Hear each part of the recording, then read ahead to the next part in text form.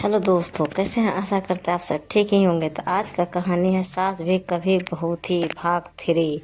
इसके पहले भाग 1 भाग 2 सुन सके हैं। ये तीसरा एपिसोड है। सुनिए एक पारिवारिक कहानी। हार कर सुमित्रा को फिर से गृहस्थी अपने जिम्मे लेनी पड़ी। वह चूल्हे चौके की फिक्र में लगी और उसकी बहू आज़ादी से विचरण लगी। ज्योति ने एक किटी पार्टी ज्वाइनिंग कर ली थी। जब उसकी मेजबानी करने की बारी आती और सखियां उसके घर पर एकत्रित होती तो वे सारा घर सिर पर उठा लेती। कमसीन लड़कियों की तरह उद्यम मचाती और सुमित्रा से बड़ी बेबाकी से तरह तरह के खाने की फरमाइश करती। शुरू शुरू में तो सुमित्रा को ये सब सुहाता था, पर शीघ्र ही वह उकता गई। उसे मन ही मन लगता कि कहीं कुछ गलत हो रहा है। उसका बेटा दिन भर अपने काम में व्यस्त है, बहू है कि वह अपने मौज में मस्त है, और सुमित्रा घर की समस्याओं को लेकर लस्त पस्त है। दिन पर दिन उसकी बहू सहजोर होती जा रही है और सुमित्रा मुंह खोल कर कुछ कह नहीं सकती। ज्योति के आते बड़ी अमीराना थी। उसकी सुबह उठते ही बेड पीने की आदत थी। अगर सुमित्रा ने बनाए और नौकर ना हो तो यह काम झक मार कर उसके पति कुणाल को करना पड़ता था। इस बात से सुमित्रा को बड़ी कोफत होती थी। ऐसी भी क्या नवाबी है कि उठकर अपने लिए एक कप चाय भी ना बना सके। वह नाक भो सिकुड़ती हुई अपने पति को अपना टहलवा बना डाला। यह भी खूब है, बहू का कर उसे घर भर की सेवा करनी चाहिए, पर यहाँ सारा घर उसी की ताबेदारी में जुटा रहता है। ये अच्छी उल्टी गंगा बह रही है। एक आधा बार उसने ज्योति को प्यार को समझाने की कोशिश भी की। बहू, कितना अच्छा हो कि तुम सुबह सवेरे उठकर अपने पति को अपने हाथ से चाय बनाकर पिलाओ। चाहे घर में 1000 नौकर हो, पति को अपने पत्नी के हाथ की चाय ही अच्छी लगती है। माँ जी, यह मुझसे ना होगा, ज्योति ने मुंह बनाकर कहा। मुझसे बहुत सवेरे उठा नहीं जाता। मुझे कोई बिस्तर पर ही चाय का प्याला पकड़ा दे तभी मेरी आँख खोलती है। चाहे घर में मेहमान भरे हो, चाहे कोई अब आए जाए, इससे ज्योति को कोई सरोकार नहीं होता।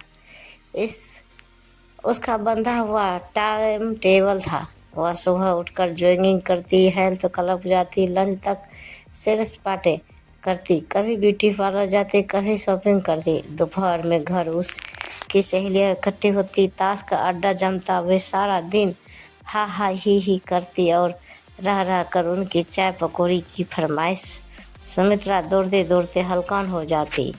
उसे अपने कामों के लिए जरा भी समय नहीं मिलता था। वह मन ही मन कुर्ती, पर वह फरियाद करे भी तो किससे? कुणाल तो बीवी का दीवाना था। वह उसके बारे में एक शब्द भी सुनने को तैयार ना था। धीरे धीरे घर में एक बदलाव आया। ज्योति के 2 बच्चे हो गए। अब वह जरा जिम्मेदार हो गई थी।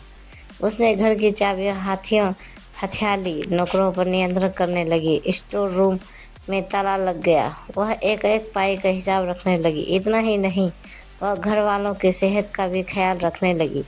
बच्चों को जंक फूड खाना मना था। घर में ज़्यादा तली हुई चीज़ें नहीं बनती। सुमित्रा की बुढ़ापे में जवान चटुरी हो गई थी।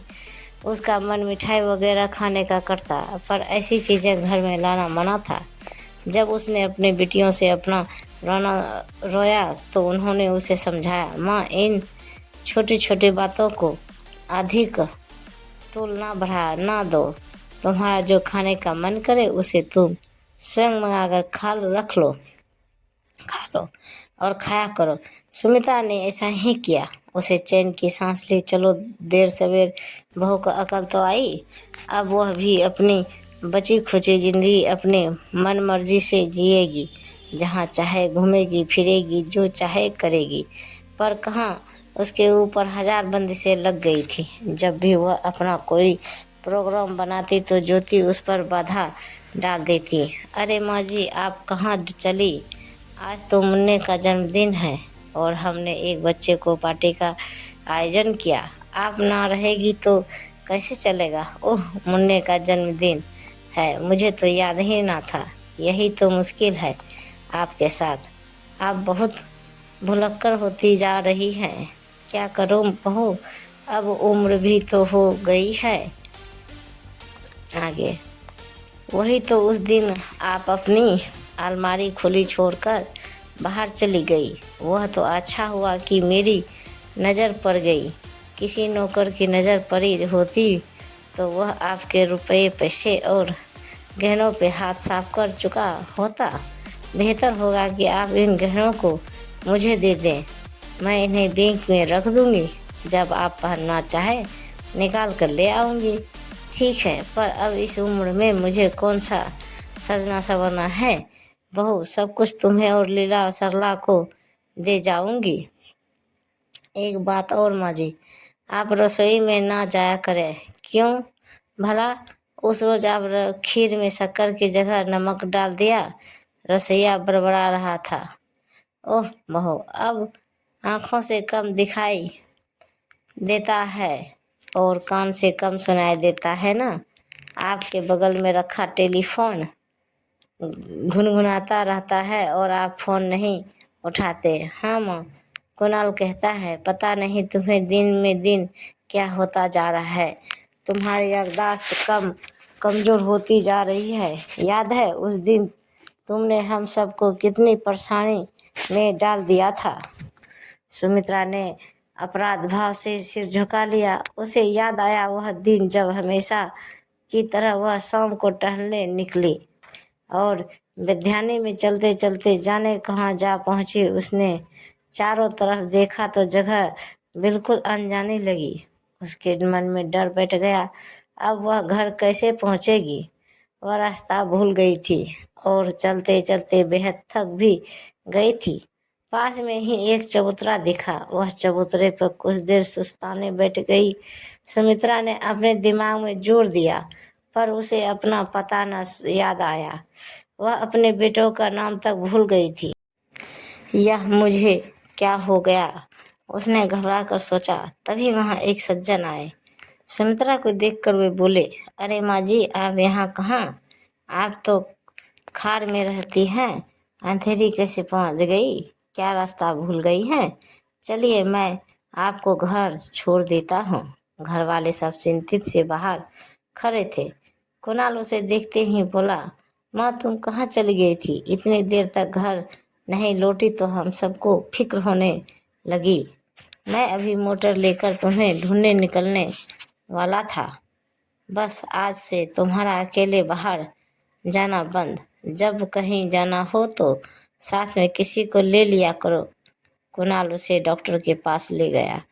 डॉक्टर ने सुमित्रा की जांच की तो कुणाल से बोला, आपके माँ को अल्जाइमर्स की बीमारी है। जिस तरह बुढ़ापे में शरीर अशक्त हो जाता है, उसी तरह दिमाग की कोशिकाएं भी कमज़ोर हो जाती हैं। यह बीमारी लाइलाज है, पर जान को खतरा नहीं है। बस जरा एहतियात बरतना पड़ेगा। जाने कौन सी मरी बीमारी है जिसका आज तक नाम भी सुना। सुमित्रा ने चिढ़कर सोचा। अब उसके बाहर आने जाने पर भी प्रतिबंध लग गया। सुमित्रा अब दिन भर अपने कमरे में बैठी रहती है। किसी को याद आ गया तो उसका खाना और नाश्ता उसके कमरे में ले आता है। अक्सर ऐसा होता है कि नौकर चाकर अपने काम में फंसे रहते हैं और उसके बारे में भूल जाते हैं। और तो और अब तो यह हाल है कि सुमित्रा स्वयं भूल जाती है कि उसने दिन का खाना खाया कि नहीं। अक्सर ऐसा होता है कि उसके पास तिपाई पर चाय की प्याली रखी रहती है और वह पीना भूल जाती है। सास भी कभी बहू थी भाग 3 यहीं पर समाप्त की जाती है। अगला भाग 4 सास भी कभी बहू थी इसी चैनल पर जल्द ही अपलोड कर दी जाएगी। यह कहानी आप सबको कैसी लगी कृपया हमें कमेंट बॉक्स में ज़रूर बताएं और पूरी कहानी सुनने के लिए धन्यवाद। और इसी तरह हमें प्यार और सपोर्ट दीजिए। प्रेम से बोलिए जय माता दी, हर हर महादेव।